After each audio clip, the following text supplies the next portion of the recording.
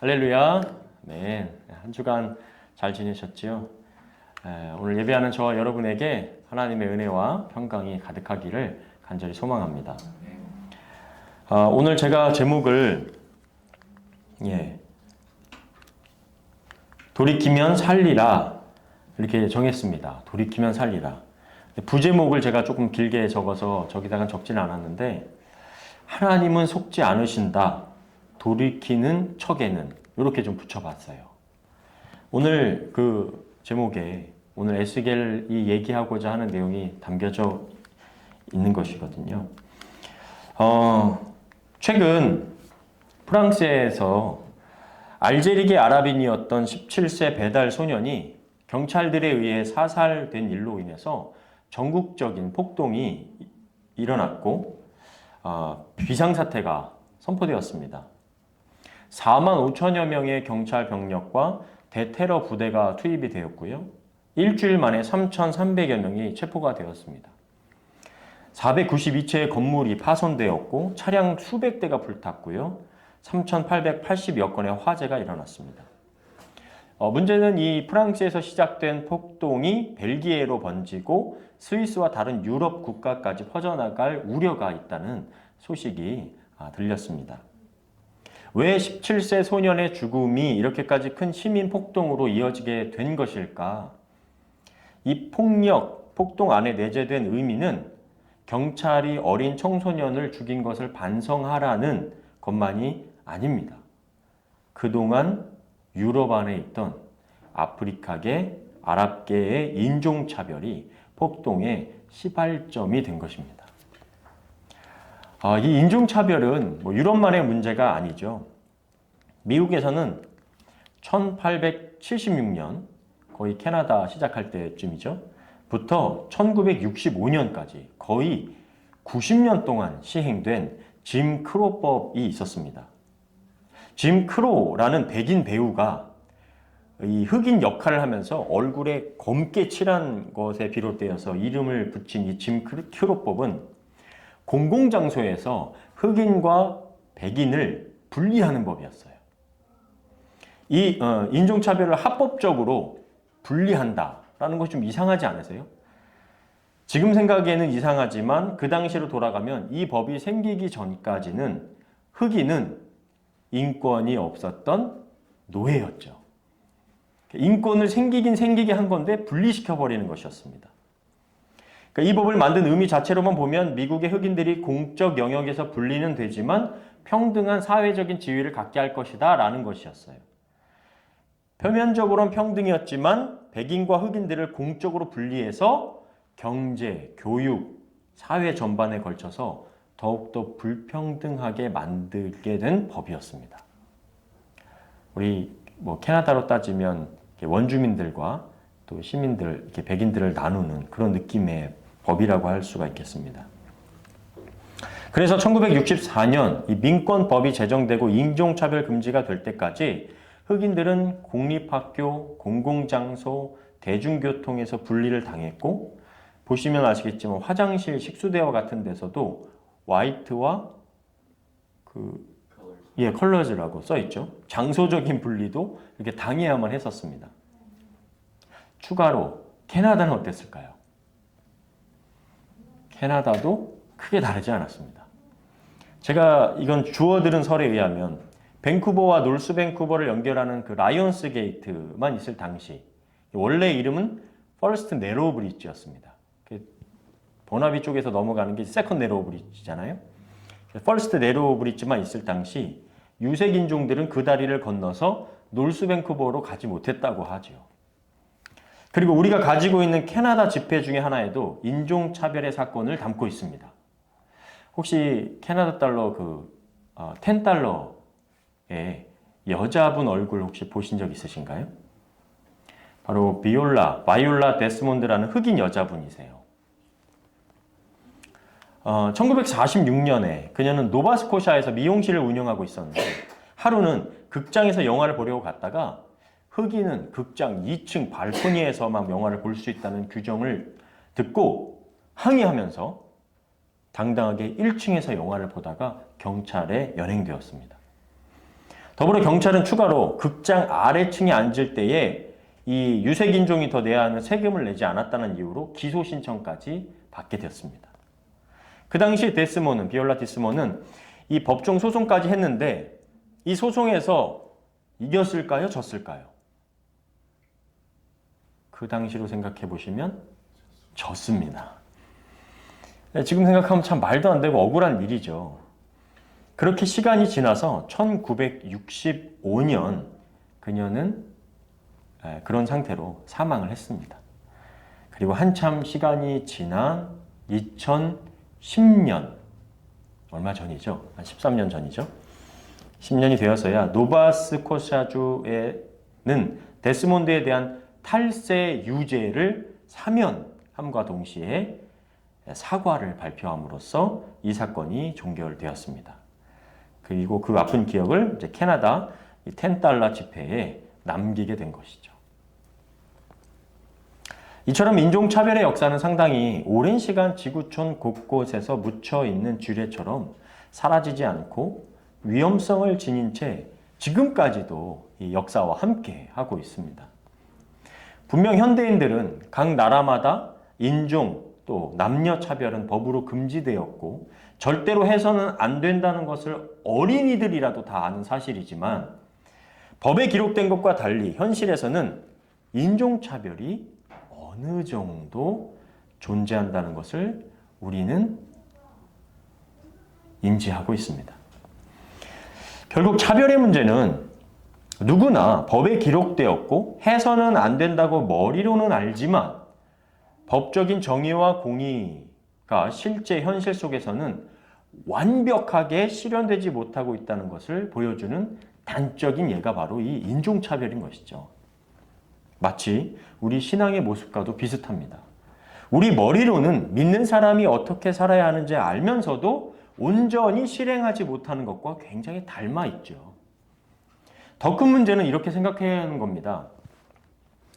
우리 인간은 약하고 또 악하기 때문에 차별이라는 이 악의 프레임을 어쩔 수 없다는 식으로 체념하고 방치해버리는 거죠. 이런 생각이 더 위험한 생각이라는 거죠. 예전에 제가 한국에서 부목사 시절에 교회에서 이제 선임 목사님과 이런저런 이야기를 하다가 이런 이야기를 나눴어요. 목사님, 교회 안에서도 이거 참 빈부격차 때문에 갈등 생기고 직분 때문에 분열나고 교회가 이게 뭡니까 진짜 이거 왜 그럴까요? 이거 우리가 좀 어떻게 해결하면 좋을까요, 목사님? 그러자 선임 목사님이 농담 반 진담 반으로 이렇게 얘기했습니다. 안 목사, 이거 예수님 오셔도 해결 안 돼. 그 심정을 충분히 공감했지만 그건 하나님이 원하시는 답은 아니지 않았을까 지금 이렇게 생각해 보게 되는 거죠. 오늘 에스겔 선지자가 말하고자 하는 대로 표현하면 이겁니다. 너희가 하나님의 공의와 정의를 버렸다. 하나님께서 주시는 말씀을 듣는 척만 하고 너희는 행하지를 않는다. 하나님의 사람아, 정의와 공의가 실현되지 않으므로 너희가 망할 것이다. 이것이 오늘 에스겔이 말하고 있는 거예요. 이 말씀은 남유다가 아직 바벨론에 완전히 멸망당하기 전에 에스겔을 통하여 주신 경고였어요. 남유다 멸망의 시계가 이제 약 3분 정도 남지 않은 것과 같은 상황이었습니다. 마치 현재 우리가 사는 세상에 지구 멸망의 시계가 이제 90초밖에 남지 않았습니다라고 경고했잖아요. 지구의 과학자들이. 그것처럼 남유다의 멸망이 이제 그들의 죄로 인해 코앞까지 다가왔던 상황이었어요. 만일 이런 상황이었다면 여러분이라면 어떤 선택을 하시겠습니까? 이제 시간이 얼마 안 남았으니까 모든 것을 그냥 체념하고 뭐 어쩔 수 없다 이제 끝났어 하고 버킷리스트나 작성하다가 죽기를 선택하시겠습니까? 아니면 하나님께 간절히 한 번 더 기회를 달라고 매달려 보시겠습니까? 그 선택조차도 하나님은 이스라엘 백성에게 맡기셨어요. 맡기셨다는 의미가 네가 알아서 해 그런 것이 아니라 에스겔 선지자를 부르셔서 올바른 길을 선택할 수 있도록 친절하게 따뜻하게 젠틀하게 바른 메시지를 주시는 거예요. 이럴 때 보면 참 하나님의 사랑이 절절하다는 걸 느낄 수가 있죠. 에스겔서를 보면 하나님께서 먼저 에스겔부터 설득을 하세요. 에스겔에게 파수꾼의 비유를 들려주시는 거예요. 정말 너무 친절하세요, 하나님. 에스겔아, 내가 어떤 나라에 군대를 보냈고 그 땅 백성 중에 한 사람을 파수꾼으로 세웠다고 하자. 그때 적군이 쳐들어오는 것을 보고 파수꾼이 뭐 하는 사람이죠? 망보는 사람이죠. 파수꾼이 나팔을 불어서 백성들에게 알렸는데 백성들이 나팔 소리를 듣고도 무시하고 방심하다가 적군의 칼날에 죽으면 그 책임은 누구에게 있다? 백성들에게 있다. 말 안 들었으니까. 그러나 만약 파수꾼이 적군이 오는 것을 보고도 나팔을 불지 않아 적에게 백성들이 죽으면 그 책임은 누구한테 있다? 파수꾼에게 물을 것이다. 하시면서 이렇게 말씀하시는 거예요. 내가 악인에게 악인아 내가 반드시 죽을 것이다 하고 말할 때에 내가 그 악인에게 경고하여 그를 악한 길에서 돌아서게 하지 않으면 그 악인은 자기 죄로 죽겠지만 나는 그 죽음에 대한 책임을 너에게 묻겠다. 그러나 내가 그 악인에게 악한 길에서 돌아서라고 경고하여도 그가 돌아서지 않으면 그는 자기 죄 때문에 죽을 것이며 너에게는 아무 책임이 없을 것이다. 에스겔 선지자에게 주시는 말씀은 나의 메신저가 되어달라라는 파수꾼이 되어달라는 사명이고 다른 하나는 그 메신저가 전할 내용과 메신저의 책임이죠. 남유다의 운명이 기울어져 가고 있음에도 그 당시 종교 지도자들과 정치 지도자들은 평안하다, 평안하다, 걱정하지 말아를 외치고 우리는 하나님이 지켜주실 거야. 왜냐하면 우리는 선택받았으니까 라고 하면서 회개 없이 그저 맹신하고 있는 그들에게 하나님은 내가 나의 메신저가 되어서 무엇이 올바른 길인지를 전해라. 어떻게 해야 살 수 있는지 전해줘라 라고 하시는 거예요. 전 특별히 우리가 살고 있는 참 혼란한 세상이잖아요. 막 뭐 AI부터 시작해서 여러 가지 막 환경적인 변화가 일어나고 있는 이 혼란한 시대 속에 이 메신저의 역할이 바로 그리스도인들이라고 저는 믿습니다. 메신저가 되어야 한다는 도전의 말씀이 참 부담이 되죠. 또 어떻게 보면 이 시대 속에서 메신저의 역할이 참 이상적으로 들릴 수 있습니다. 그러나 메신저가 되어야 한다는 것은 다 전도지 들고 나가라는 이야기도 아니고 어떤 사회 운동을 하라는 말이 아닙니다.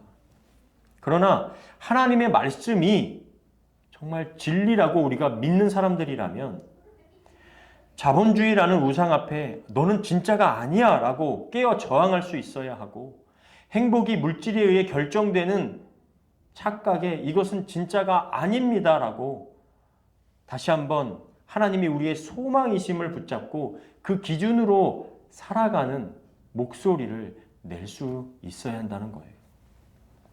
앞서 말씀드린 인종차별처럼 그건 정말 불법입니다. 그런데 세상 속에서 살아있는 그 인종차별은 역시 살아있는 것처럼 여전히 움직이면서 이 역사 속에 함께하고 있잖아요. 그것으로 인해 많은 사람들이 겪는 부당함과 아픔이 있습니다. 그러면 그것을 방치하고 방관하면 끝이냐는 거예요. 어쩔 수 없어라고 체념하면 되냐는 거예요.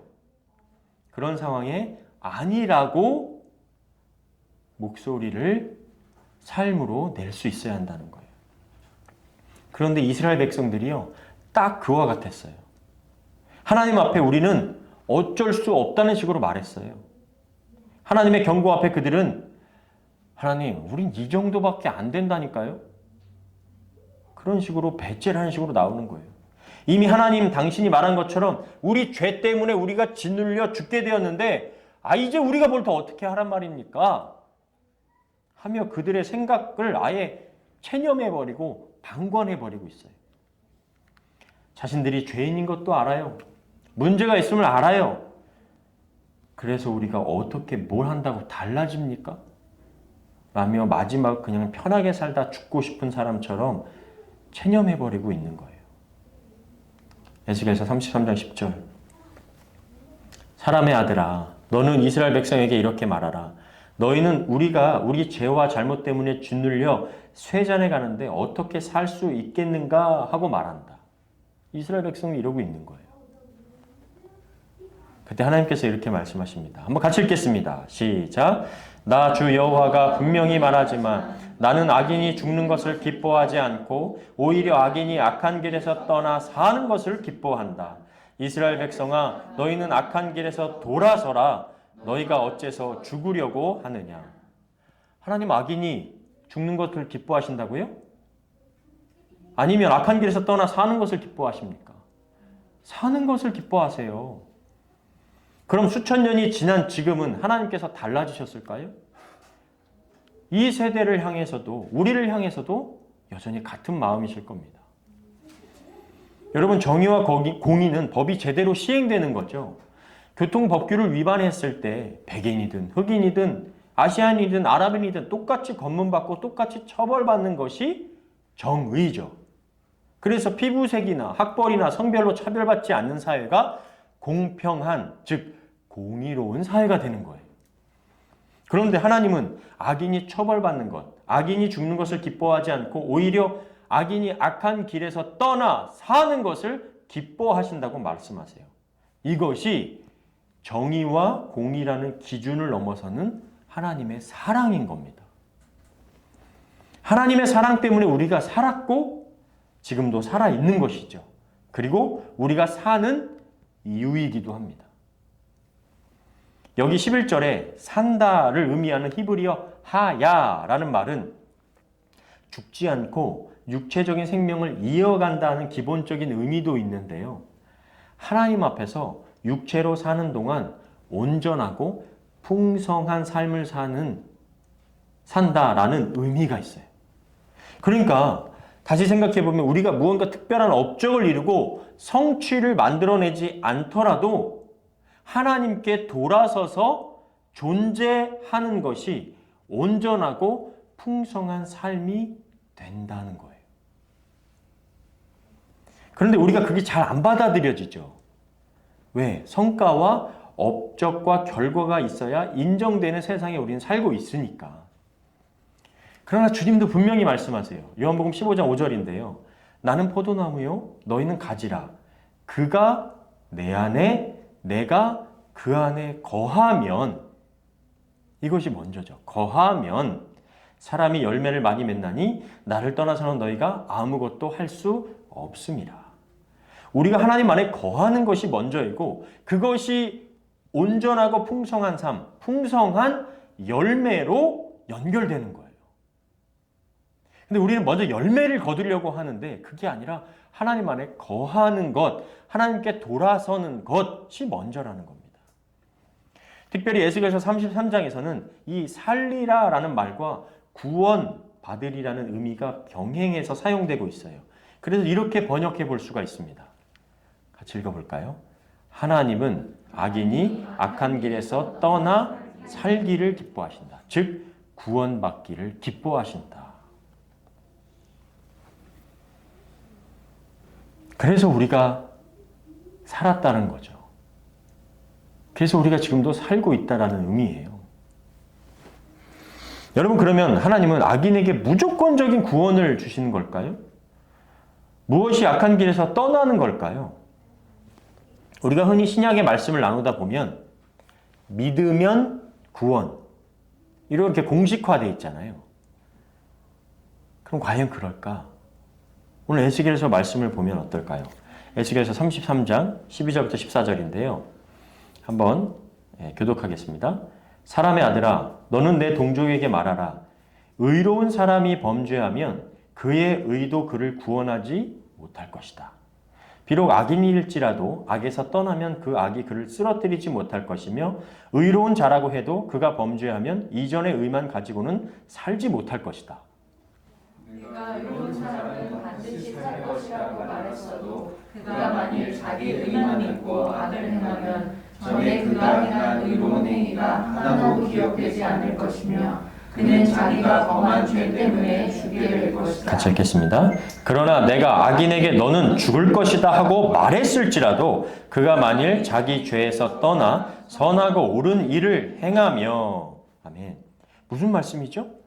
아무리 의인이라고 했어도 범죄하면 의인의 명찰이 있어도 구원받지 못한다. 그러나 악인의 명찰이 있어도 악에서 떠나면 살리라. 구원받으리라. 이것이 왜 그리스도인들에게 중요한 의미가 있습니까? 이스라엘 백성들은 자신들이 이미 아브라함 때문에 하나님과 약속을 맺은 백성들이다. 선택받은 민족이다. 선민의식이다라는 의식이 있어서 그것만 믿고 까분 거예요. 마치 우리가 지지난주 나눴던 사사시대의 끝 무렵에 블레셋과 전쟁에서 이스라엘이 자꾸 전쟁에서 패하니까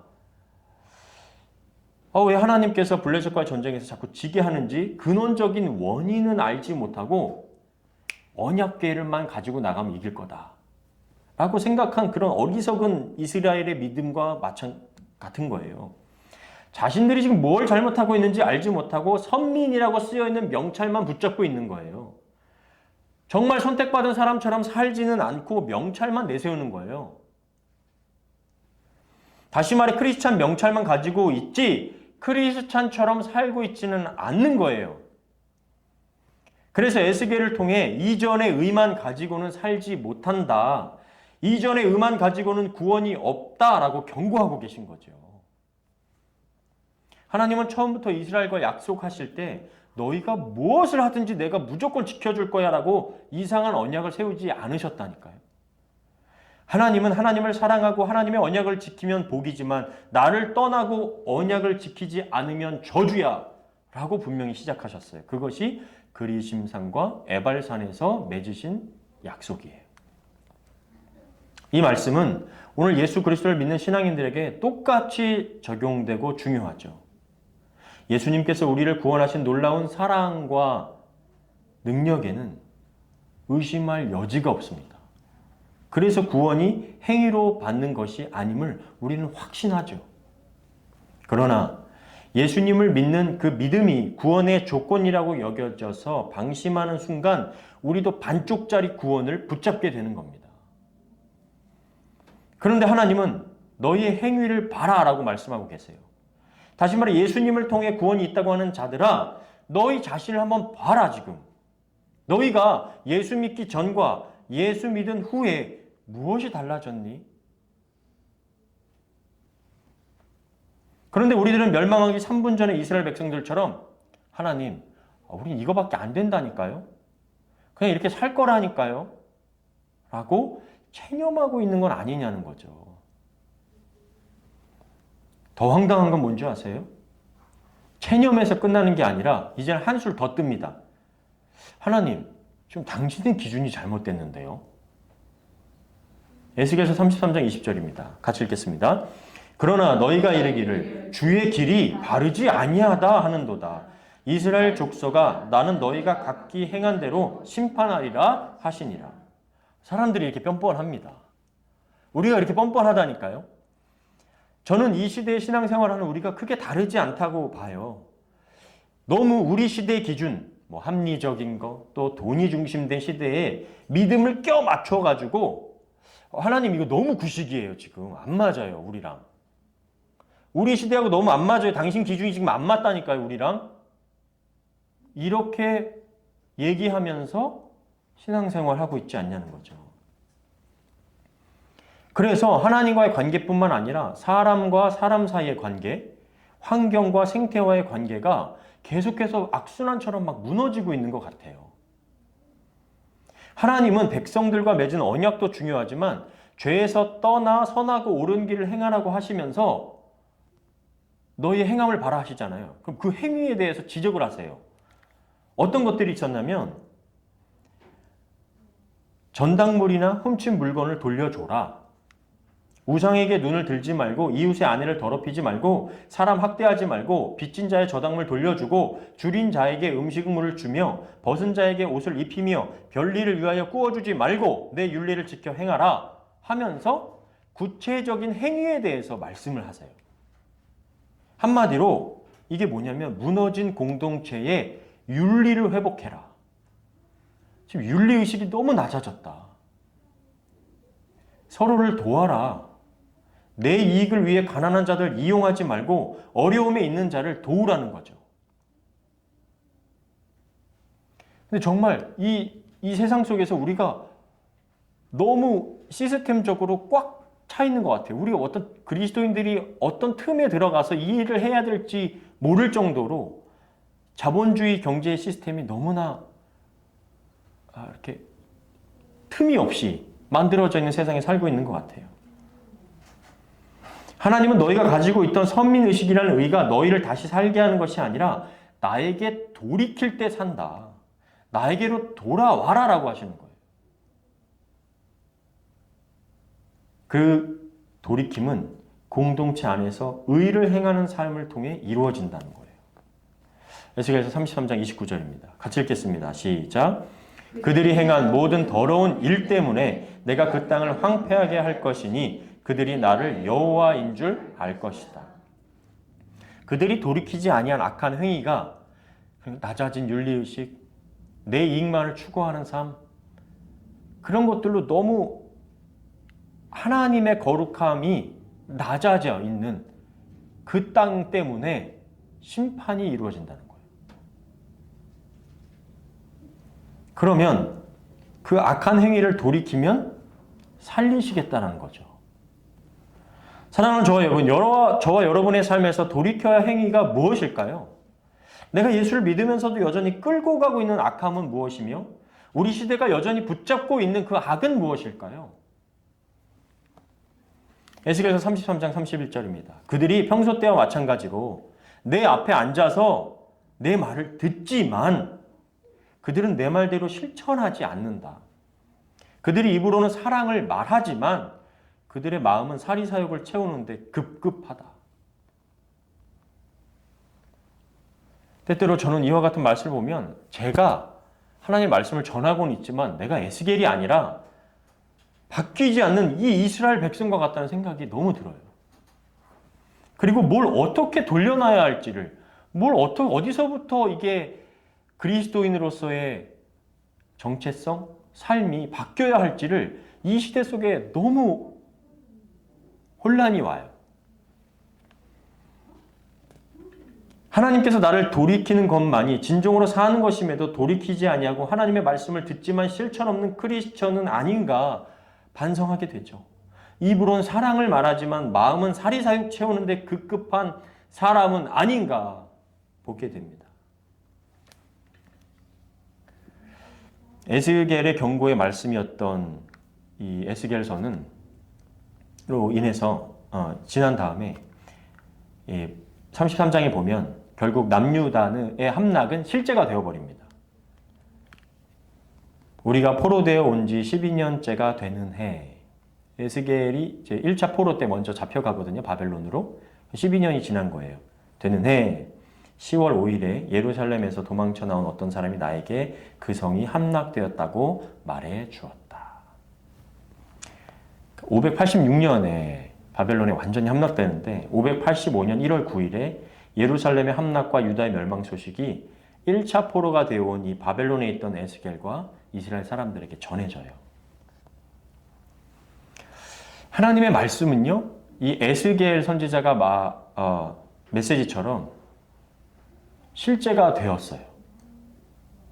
그때처럼 뭐 전쟁 나서 우리가 포로되어 막 끌려가진 않겠지만 인간과 인간 사이의 신뢰가 깨어지고 사랑이 식어 인류애가 말라간다면, 공동체 의식이 깨어진다면 그곳이 전쟁으로 인한 멸망한 나라와 같고요. 그곳이 지옥이고 그곳이 심판입니다. 여러분, 연일 뉴스에서 나오는 게 뭐죠? 지구온난화, 기후재앙. 아무리 이야기해도 지금 시간이 얼마 안 남았다고 얘기하잖아요. 에스겔서처럼 급격하다. 지금 몇 년 안 남았다. 빨리 여호와께로 돌이켜라 라고 하는데 안 돌이키는 거예요. 되게 재밌어요. 이게 요즘 워낙 유튜브가 너무 잘 돼 있으니까 유튜브를 보면 기후재앙 이야기가 막 계속 뜹니다. 막 난리 났어요. 지금 막 뭐 충칭에 홍수가 나서 막 이재민이 막 몇천 명이 나오고, 지금 뭐 가뭄으로 해서 말라 비틀어지고 막 난리가 났어요. 북극 뭐 남극에 뭐 식물이 너무 많이 자라고 있고 얼음이어야 되는 데가. 그런데 한쪽에서는 뭐 AI, 새로운 뭐 차종 뭐 계속 나오고 있고 이산화탄소 줄여야 된다고 그러는데 한쪽은 개발 계속돼야 되고 아무리 이야기해도 바뀌지가 않으니까 막 지구가 아프다고 막 난리 난 거죠. 사랑하는 저와 여러분, 하나님의 말씀은 우리에게 허공을 치는 소리가 아니라 실현이 되었고 되고 있고 앞으로도 될 것입니다. 하나님의 사랑이 우리에게 예수 그리스도가 되었습니다. 하나님이 바라시는 것은 우리의 믿음도 실제가 되기를 원하시죠.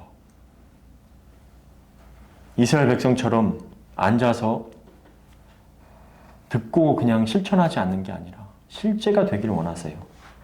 하나님께 돌이키는 자는 살게 된다고 말씀하세요. 다 끝난 것 같고 변하지 않은 것 같은 때 체념이 아니라 하나님을 향하여 원망하는 것이 아니라 하나님께 빨리 돌이키는 것이 산다는 거예요.